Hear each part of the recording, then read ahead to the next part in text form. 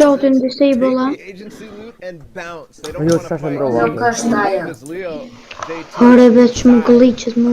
and now they're out of here looking for position, but ammunition, heavy bullets, looking like it could be an issue. Styler taking a bad sniper as part of Nirox.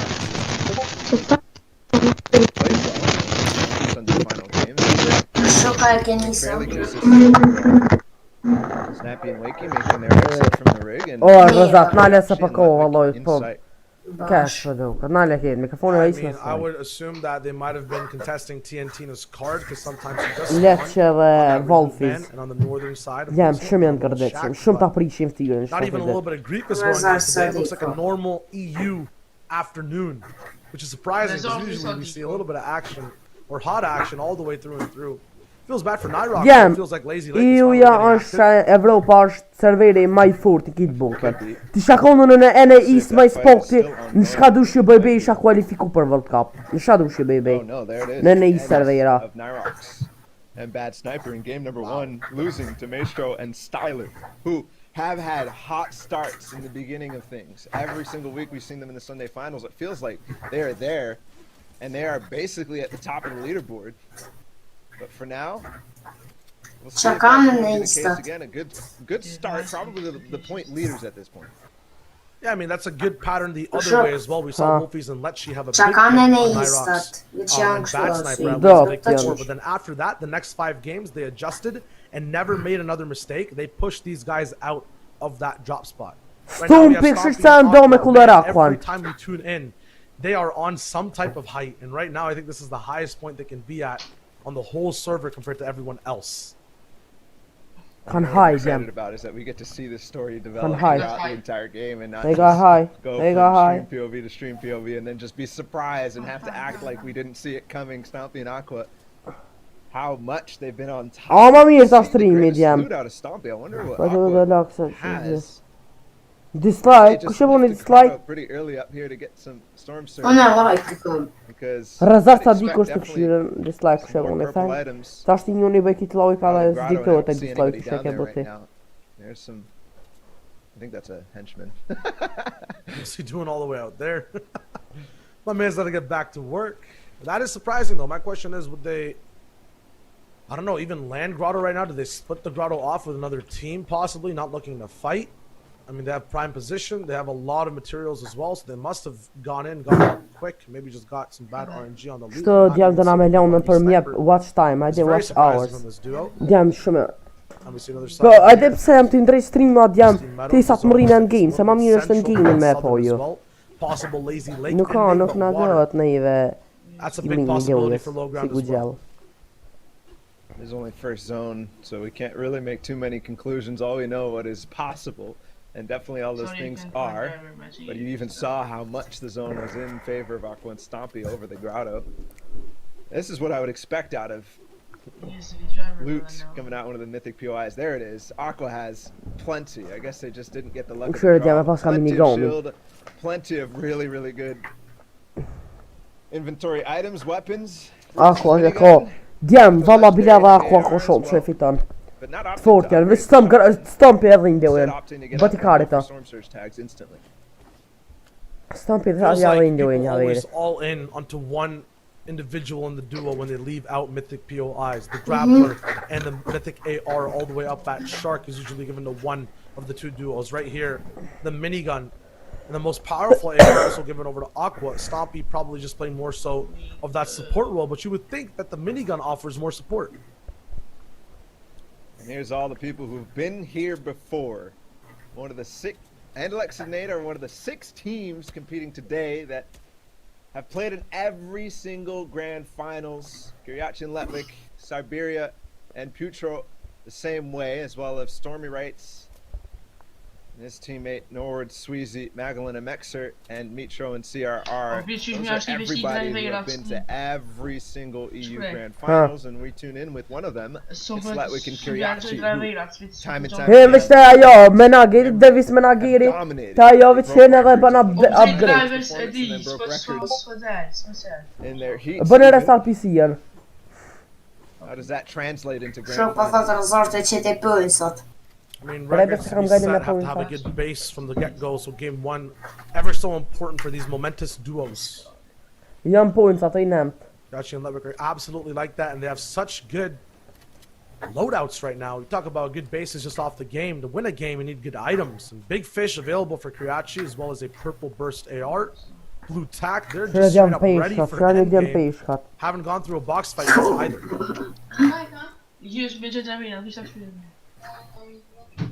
This rotation could be a little awkward going through the water. They're going to get the speed, but players up on high above the Lazy Lake waterfall could cause them issues. Here's Janice and Tayson. Definitely a good loot for these guys. This was a team that started strong in the warm-ups. Slowed down a little bit in the first couple of weeks. Week 3 and week 4 came right back up, and yesterday's performance in the heats was ridiculous from Janice and Tayson. I mean, they're the bounce-back kings. Is whenever they have that 8th zone come right back to them, they have an RPG in the inventory, even a gold pump on Tayson. They finally know exactly what to do. You just want free rotations on height to come towards you, and after that, they can play for that big high ground. Getting through mid-game, obviously, after that has never been a problem. I think Janice and Tayson have a good eye, and a good shot for Storm Surge. I don't think they've ever had issues getting past that stage right now. 62 above. Hopefully, I don't want to jinx that. But they're in positions right here to get these free tags, free shots, rotating past people and then pincering them from the back, moving once again, and just rotating in a circle-like formation to find more tags on other duos. And you saw how much they had. Oh, this is so huge on a team who has such good position. They're rotating dead side as well, in very, very similar circumstances to what we see from Janice and Tayson. And even though there's congestion, even though there's players rotating near them, they still find a path that does not involve them in unnecessary fights. I think something that's a lot of up-and-coming players have lacked throughout the heats that we saw. Now it's no longer an issue for a lot of people. They're going to find the ways and avoid as much as they can. Look at this rotation. There is a team now looking at them. Wakey's got to be careful. He's coming down the hill. And it is going to be tags, and it's big tags. Wakey down to 54 HP. Thankfully, he has the shield to be able to overtake this heat seat. Now questioning whether he wants to push this. They know it's a full duo. He even splits the swordfish to get back up to 200 HP before moving forward. Can they even push this the way the zone's coming in? If they start going up and get hindered, get stopped, there it is. They drop down instead. It's going to be so much harder to move over and have a lot more hit to the mats as well. But on this side of the zone, if they keep moving over to dirty, they can replenish. Winky's got to pop his shields up. They're finally in zone. It'll be slightly more of a stalemate. This might be the first forced box fight we see too. They're diving down the mountain here. Everything looks calm. Per moment c'è Chloe diavolo come manager acqua come fittura che. Per momento in posizione massima che Chloe kan launchpad kan miniganen. IT treko këtë Emir. Ja ky ja metra kam fituar. Metra ata garante kan skarillën e grapplerin jam. In third zone and they haven't moved a single time. They haven't changed, but the last time I saw them glance over at retail, I only saw one ramp. Look at the community now. Every single duo, I think, has almost tried to hold up there on that last zone. Now have to move towards the grotto. Which, if they make the wrong decision, they could be trapped underground. Here's Wolfies and Lecce all the way back, with some other people still having trouble getting out of Lazy Lake. Now they're in a box fight, and the action starts. And it's with Kiriachi and Letwick that they're fighting, and we saw the first 2 games of week 4 where they tried to push their way. Letwick and Kiriachi said no, they dominated them, they forced them. Oh! But it's the different way Shit on! Fastly ki dera kabo! Nuk po diktohet pa ma ai shimunash.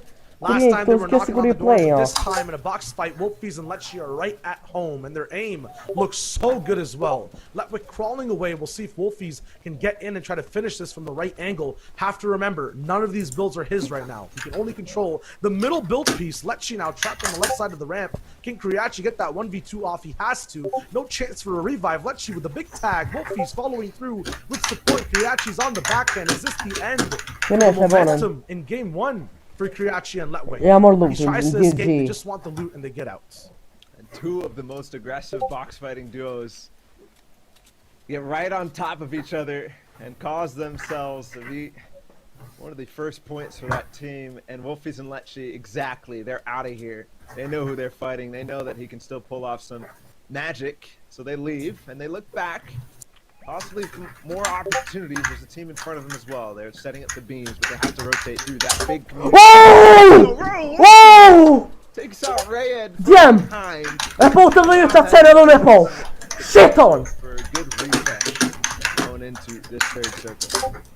You gotta remember, although it's changing up and Lecce, it's looking good. They're leaving solos behind while the start. That's gonna make things so much more random for all these other duos planning things around 2 people when it's just one cycle looking for maybe just 1 point to make sure this game actually counts. So now the server gets that much more dangerous. Now every rotation is that much more surprising. Also, a shout over there to Galen, who is Droban, the FNCS squads champion, paired up with Snappy and Wakey. Red Rush, I don't believe, is here today.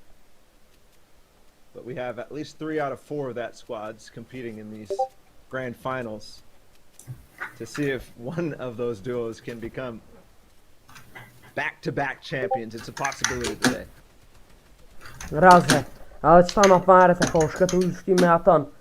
Men... See if the clutch comes in again. Oh shit on! Good switch from Clement and Kaizen with the RPG heavy snipe combo. They don't spend the time to reload the heavy sniper, but they make it work with the epic AR anyways. And that's what you want to do, is you switch up the walls as you're targeting with the RPG so that the players have to make a guess on how to move. And we also have to see how they're going to move now, because as the zone finally comes off of Sloppy and Aqua, it looks like pretty much everybody, pretty much an even distribution of rotation coming in from the side. It's Stormy right! And Fury against Aqua and Stompy, and Aqua has left his teammate Stompy. Thank goodness that Aqua has the mythic loot here. He can still make this work, but a team that you don't want to mess with. Stormy right, his teammates, legendary, who did very, very well in heat number 1. Just he I'll take out somebody's favorite. Oh my goodness, he goes straight in the box with the gun. Player entirely. Tacky. Getting all that storm surge won't matter if you can't live off to the rest of the game. Their mountain gets climbed, and then they just fall down that slippery slope. No possibility. To see Stompy and Aqua in game 1 with them gone, it's not going to be that height dependent this end game. What will happen? Who will take their role? Will we see low ground have more of an opportunity to triumph and survive? It could be this duo, as they pick up the Brutish drum gun. Cavato and Toos also in the mix. As they're used to seeing them, they've got the agency loot, and they do make it work, finally. No trades from a team that we tune in with, but Snate is still on that wall, and Cavato's still getting pressure. There's got to be some type of relief here for Cavato, but the way this base is looking, the fact that it's this big and has so many boxes, I don't think we'll see that much of pressure coming on this duo. It'll just be relieved. But so many people are now kind of boxed up together. I see 2 different spaces. Of tightly built communities so far of boxes. That means that zone pulls up to the top right, everyone is in distress. But if it goes left or down, we'll see clear people like Xerox and Mexi on height have an advantage. And it does pull over to the top right. Everyone's in shambles. Nobody has the zone here. Everybody has to make the migration. And how is that going to be? We see definitely some distinct big box communities. But I see already a lot of people on foot. I was going to wonder if there was going to be a launch pad place that everybody can use, but no. Here, finally, Noward and Sweezy, as well as Janice and Tayson, we're over more central, or at least right on the edge next to this, so they get to push their way in. Kaiser and Swaggy up on top as well. So already teams making it in, and in terms of surge, the EU, like they typically do after that 3rd zone surge, they play fairly more evenly and aggressive throughout the rest of the game, so there's not going to be a 5th zone surge, even though there might have been notifications. Yeah, I think everyone's playing very tightly knit, and because of that, getting into these 2v2 box fights, not getting tagged too much on rotation, And that'll thin out the server a little bit, but it'll also make it so that a lot of people aren't really wary of what's going on different sides of the map. Right now, we get a big overview of what the map kind of looks like. Buhai and Anas are on height, potentially could have ultimate height as well. Here's their POV looking down on the rest of the server. There's Snappy, no shields available. To wiel lot See je what za they sobie managed to mata. pull out with the harpoon. You saw Ibuhai frantically grabbing something, Wolf but is no map filthy, splits, damn. which is definitely what we Fast wanted det to är see. många Oh, there was jävla a nere map split. pali det kan vi And they get förstå. back up to 100 builds on each, I believe. No, it's gonna be a full one here. And it No, is gonna hinna be se se basically diamek that. sjuren. Sa orikina bo. And they get Ja, 6 zone jag 2. passar av It pulls på det. back in the other direction, this congested side that will always be. They're going to tunnel out a little bit towards it. And you said they do have possibilities for height. They might be one of the highest teams, but how long does that last? They try to sneak an RPG into a build that's also doing the same thing. Sometimes you can catch people off guard because they go back into where the build was fully built already. I feel like this entire high community might already be caught off guard. This zone actually falling off this mountain. We know how deceptive height can be in that situation. You don't have the same advantages. You don't get to have the same time to beam. You spend more time waterfalling. Right now, Bella EU, the waterfalls roll down his cheeks as he cries in zone. Styler, Maestro. 6 eliminations already. Might find their 7th here. There's a launch pad. Can he get the beam right before it? He does. Perfect timing by Styler. And now him and Maestro control their side of the map. They get a launch pad off late. Perfect timing. Good game plan. Where will they land, though, as height has to fall? And it's Queasy and Trulex who are on height right now. A lot of teams definitely lurking in the background of this 6 zone, as it still is fairly wide. It gives them the opportunity. They do have a minigun, and I hear another one as well that's pressuring at the same time. They're going to force Anas and Ibuhai down. Good layer control, but look how high they are, and as the RPGs start to rain out, I wonder if it's a little dangerous to stay up this high. The next zone will determine a lot, though. Right now, even though Queasy and Trulex do have height, that minigun ammo is running up short, so they have to choose exactly where they want to pressure. Ultimately, though, they will get that launch pad down. Dytje ne trillat orgati pas ni... Dytje ne trillat orgati kina bodjem. Watch time hours.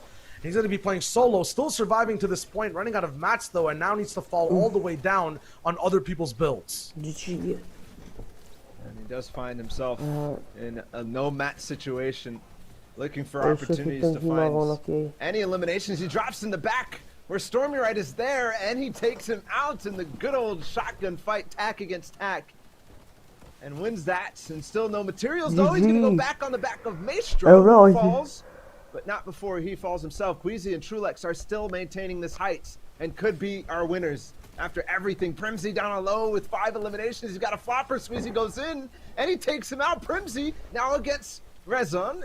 And it's not going to be enough, even though he gets a nice big tack. He's too low HP, and the storm is going to overwhelm him. Floppers now for Radeon. The leaderboards look so close. Every duo above 7 eliminations. Can that top 20 be that heavy right now? Mexi and Verox still surviving on low ground, had a position of opposite height, so being here, having that bounce back, so impressive. Trulex on height as well, controlling it multiple times. Oh my god, they're getting pressured. It's almost there. And we saw their big base in 5th zone. This is a setup that you definitely want to see. This could be a 2 Mexi and Verox. If they can wipe down this low ground now, is the question. Still a lot of different teams up, I believe now. 2v2v2v1. If I'm doing the math right, yes it is. Mexi and Verox, one of those teams. All the eggs in Queasy and Trulex's basket, because no matter where this zone goes, height is always going to be at an advantage, and the game could straight up just end if it goes back right up to that mountain or above a hill that Verox and Mexi can't climb with. It's a big box fight though all the way at the end. Mexi goes down. It's all up to Verox to survive. He gets the trade onto Artur, still surviving RPGs as Raxo goes down. The minigun pressure finally here at the very end. Recon is up, last surviving in this box. Can he get that big Elam to secure it out? Trulex and Queasy hold up on height. 7 eliminations, 17 total points, and game 1 winners, controlling the entire game the entire time. And it might not have been Stompy and Akko with the minigun, but it definitely was Queasy and Trulex as they dominated and controlled that entire endgame. I mean, from the start of 6th zone, they were up on that high ground, and they were pressuring every different team that was a threat, even Mexi and Verox, and there was a couple of different ones. But let's take a look at the standings and see if any of those teams are going to be able to actually contest towards the top. It's only a 1-point battle. Yeah, I mean, we talked about how many people we saw having eliminations, even though they went out the game, they got that extra 3 points of placement. Everyone else is bringing up their own legs right out of the dirt with their own eliminations time and time again. Radeon, who survived all the way to the very end, 16 points. Mexi and Verox, they had all those high elims from mid-round, 15. And the point disparity between first and 8th place is very, very close. I don't think I've ever seen a leaderboard with as little or as much granularity as this. Look at this: 17 points, 16 points, 15 points. Like, it's 1 point for every rank essentially. So everybody pulling their weights and being fairly even. Che per il momento ti scomodo si deve stare fairly early, right before I believe top 5 was handed out, but he still is at the top. Is still in 2nd place because of those eliminations that we saw. He definitely popped off. Yeah, with no Stompy, no Aqua, there are so many other people have room in the mid-ground to just kind of have a say box to box. Even Rayad, who got beamed out earlier on by Wolfies on rotation before half and half ever showed up, Waze with a nice clutch, surviving till the end, getting placements, and having a few eliminations of his own. We'll move on to that next page and see exactly. Armad. Okay, Tony. At 6 points, so they do have a little bit of a say. We talk about exactly how these games look, game 1 to game 2.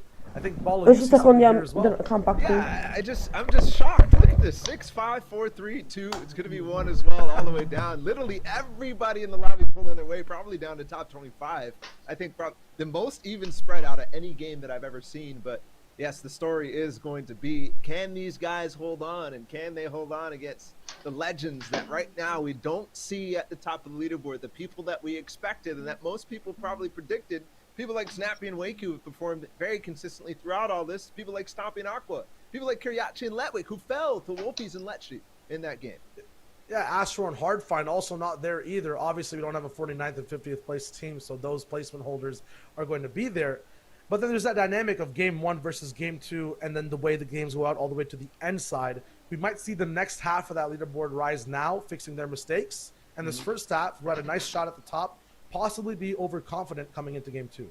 Yeah, and one of the interesting things is how EU continues to be way, way more aggressive than any region, but still make it even distribution throughout all the different zones. They basically have their own Storm Surge filter, at least after 3rd, because how aggressive players play when they get on top of each other, how they play for box fights for those surges, just in case. Like we saw Wolfies and Letchi, like we saw, I mean, so many different teams. Stompy and Aqua got pushed by, if you remember correctly, it was Legendary and Stormy Right.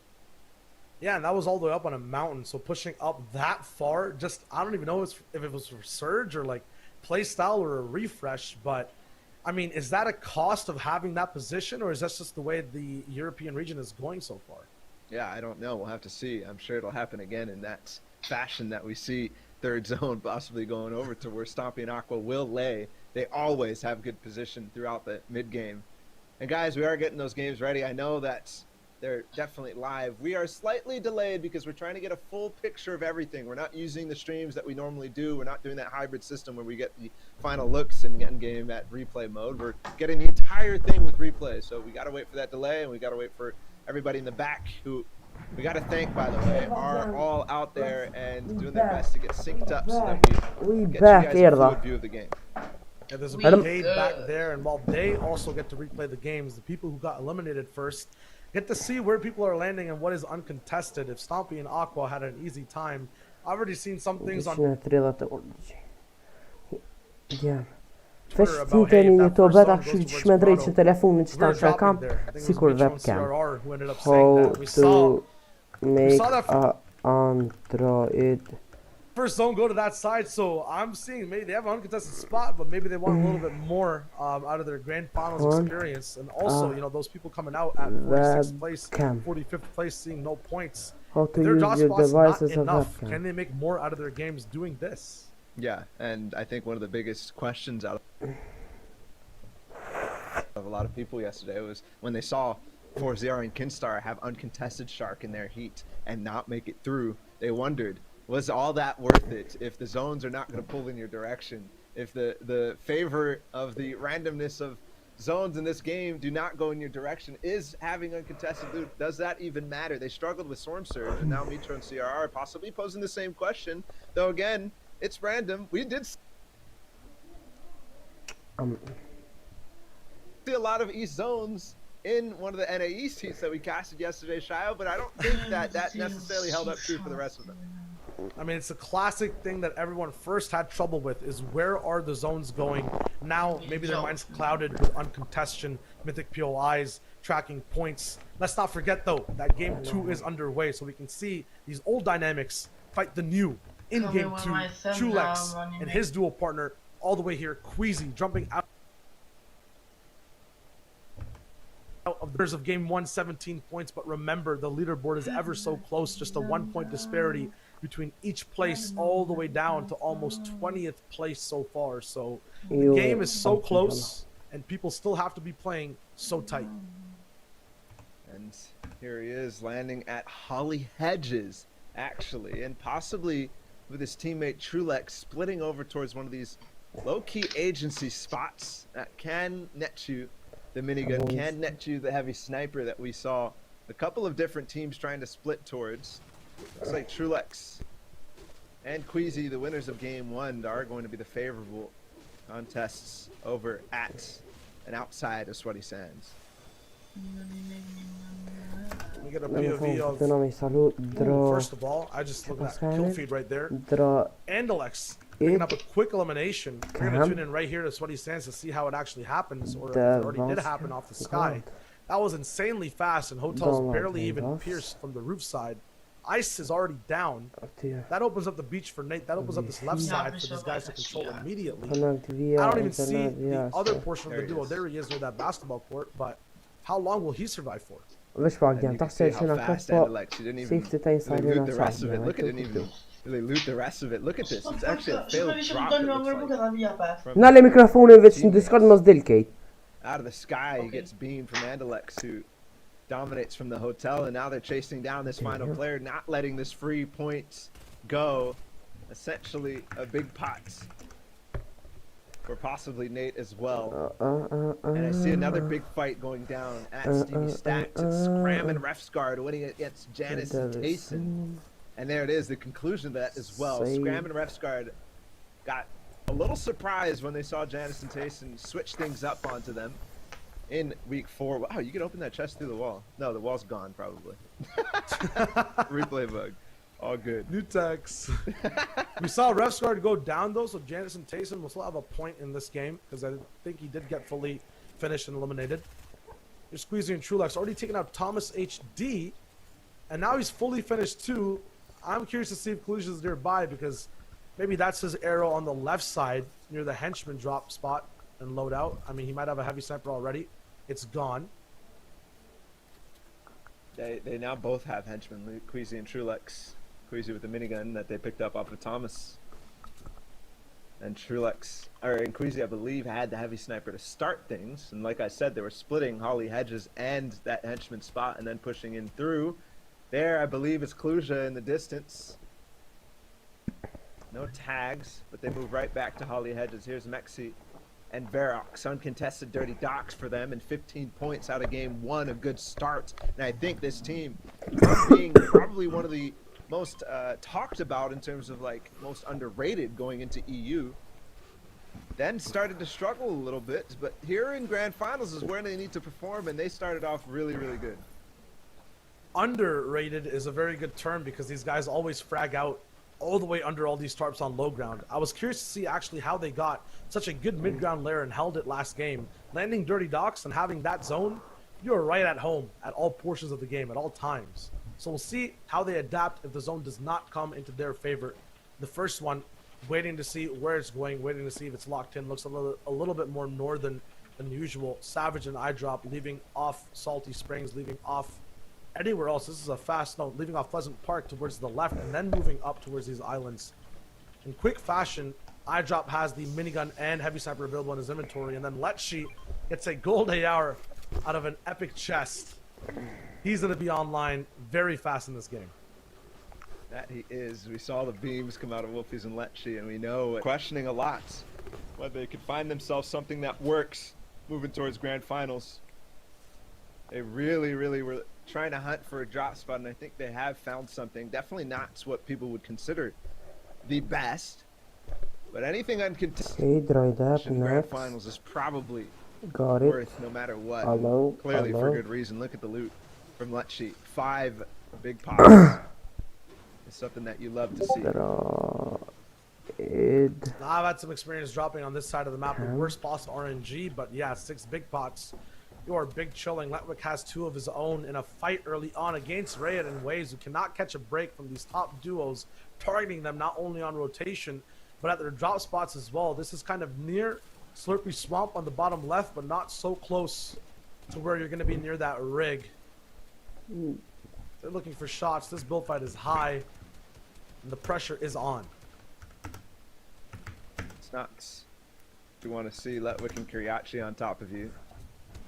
We see them dominate these early game fights time and time again, and not worried about staying in zone because how much they want to fish still, but he is using that harpoon up to continue this pressure. Astro finds multiple. I think it's a 3-way fight for them too, as this one continues.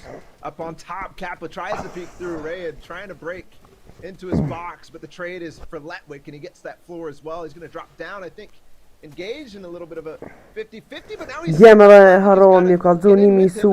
in on this box of Kappa. Find that one, and on the backside, Letwick runs right back into that box, and they clean up the fights in good fashion.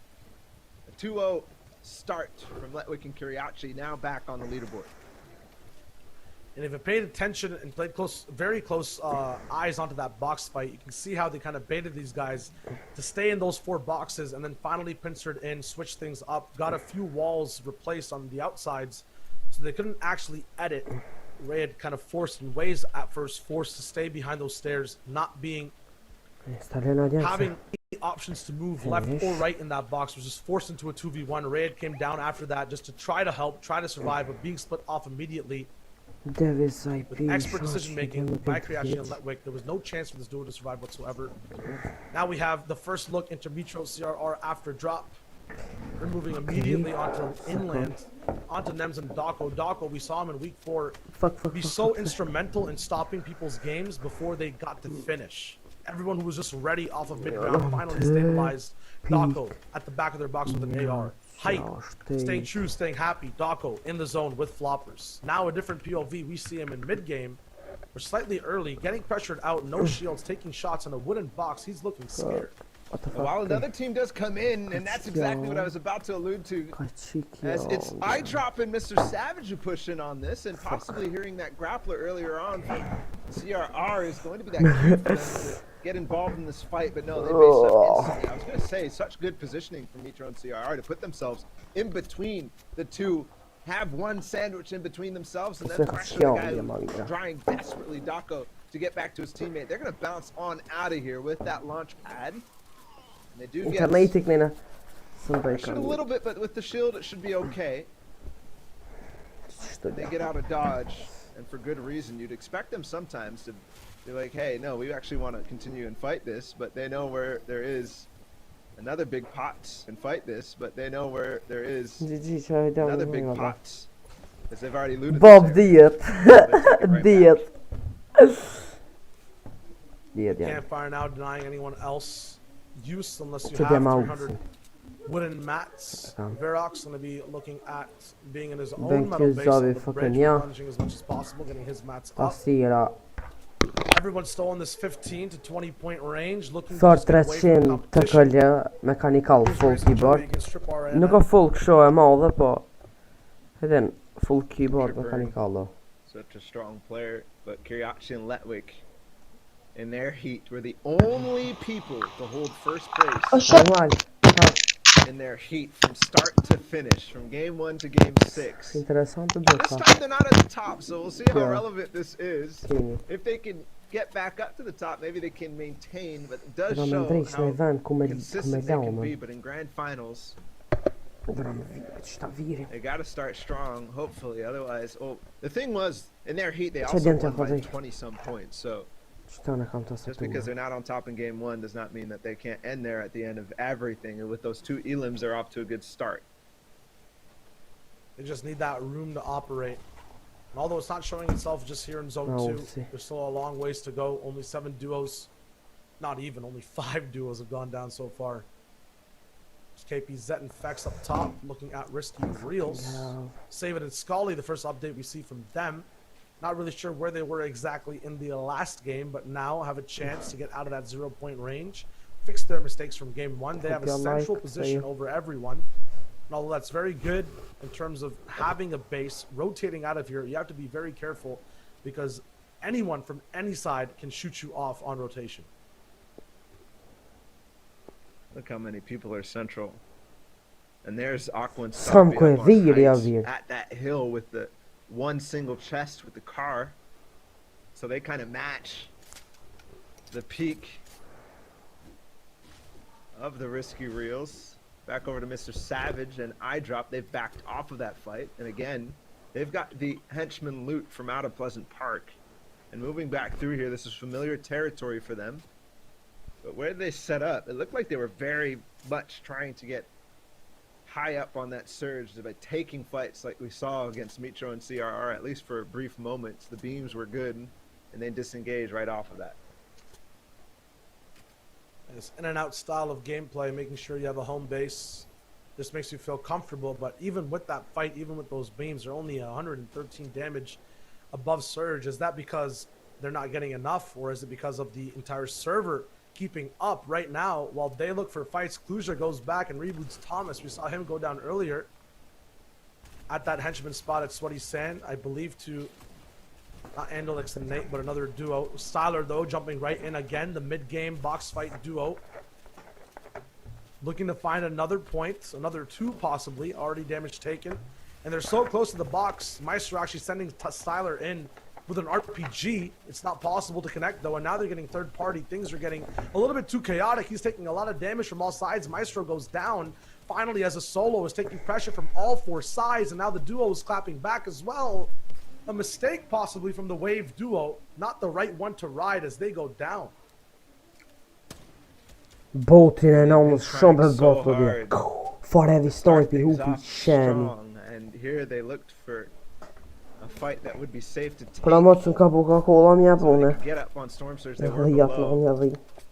Scully just wipes a full team of Leo JT and Josh, one of the pleasant teams. Mitravai.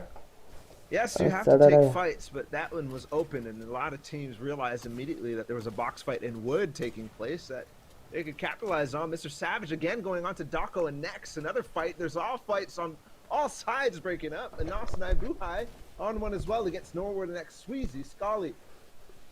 Oh, this is actually slightly back a little bit as we see that wipe happen again. Here's a Nas and Ibuhai. And they do find the target that they want to pressure. Zone is moving too, so that might even fall in. And he does. Ibuhai finishes him off, and now in the cornfield.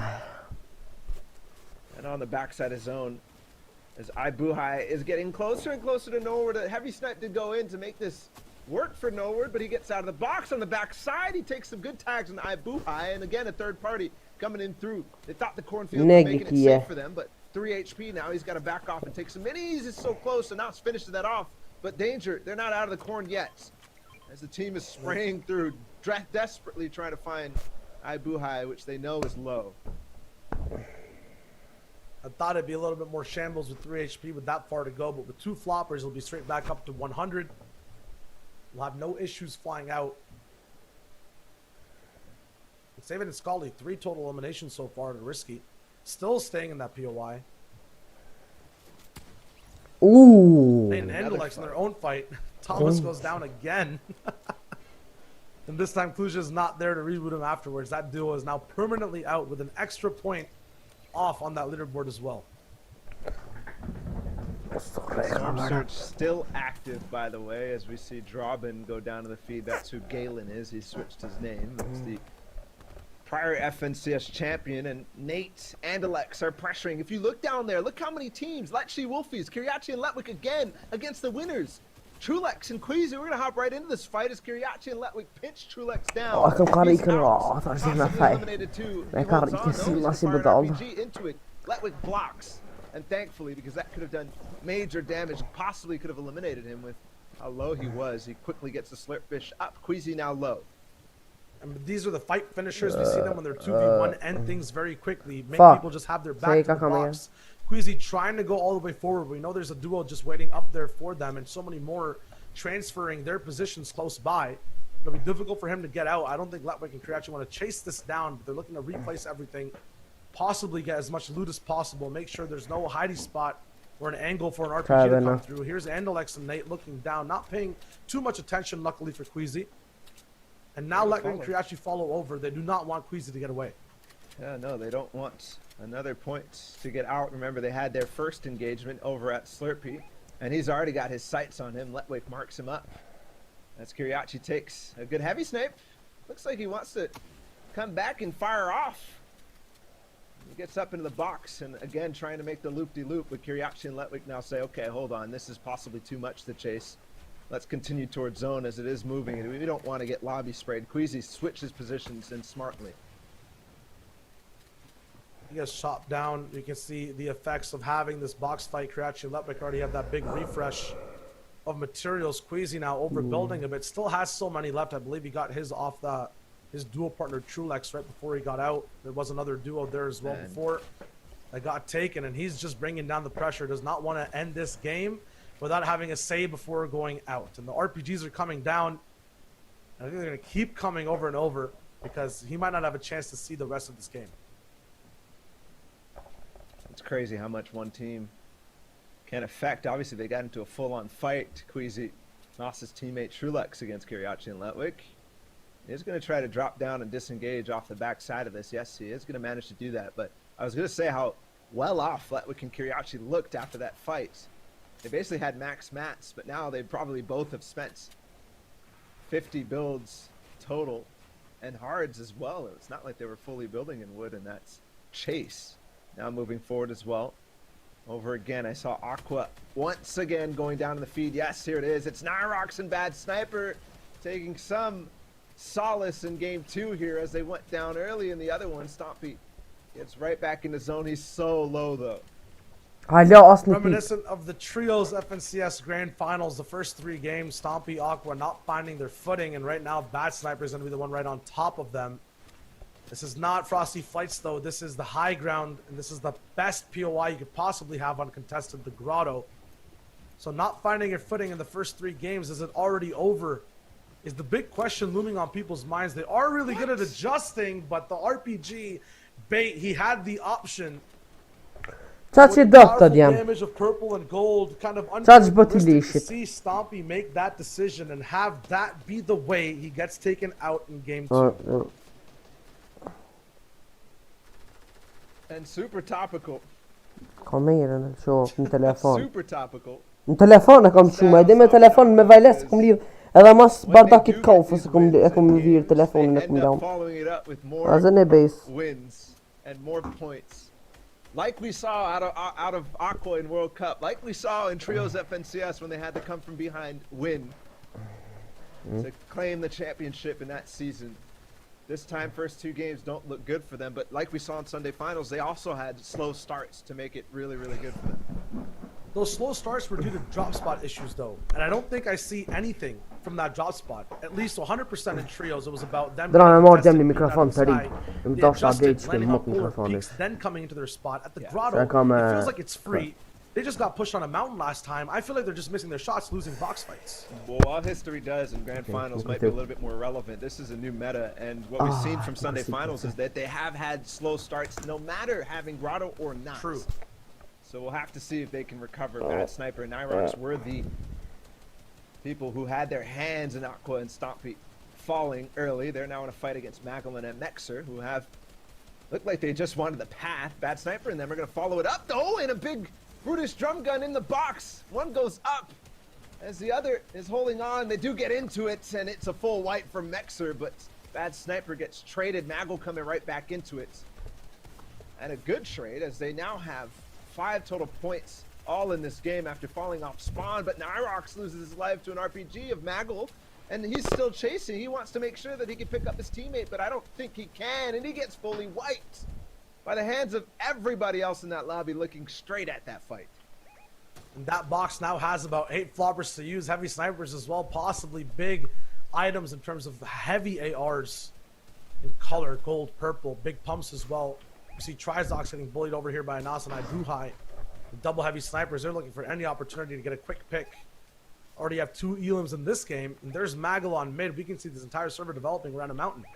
I don't think they can find too much. I think Kubex and Cammy are probably the only players, as well as Tusu. Give them the opportunity, and there it is. Tus gets a little too close to the double heavy sniper of Anas and Ibuhai, and they follow up. I was going to say, because they don't have too much vision on a lot of different teams in this. Because dosta djevta biti kun kamerën pret, ka kopi pičknina, mos di They still find more. Wakey and Snappy, though, on high ground with the boom bow, and we've seen this story before. No stopping Aqua to take this from them. Is this starting to look like a win for Wakey and Snappy? E kam, ona që qita në stream e kam. Actually, right underneath them, also a threat. Që shto, djem ose, po du me lama. And then being up here, not with a minigun, but with a boom bow, it's kind of a different pressure. Because the first person that's going to get tagged by it is not going to expect it. The whole lobby can't hear it. There it is, on launch pads as well. You can get so many group shots. The damage here is going to be catastrophic from Wakey and Snappy up top. And more people are launching. Will they see beams over here?